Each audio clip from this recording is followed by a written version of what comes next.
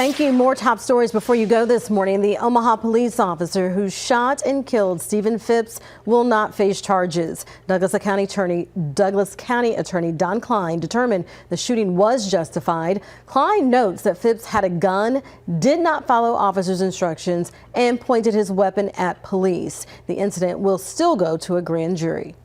New allegations concerning signatures on the Nebraska medical marijuana petitions.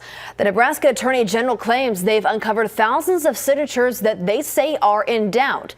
Nebraska Families for Medical Cannabis responded saying, and quote, "It is both sickening and wrong to go after individuals who have given everything to this fight."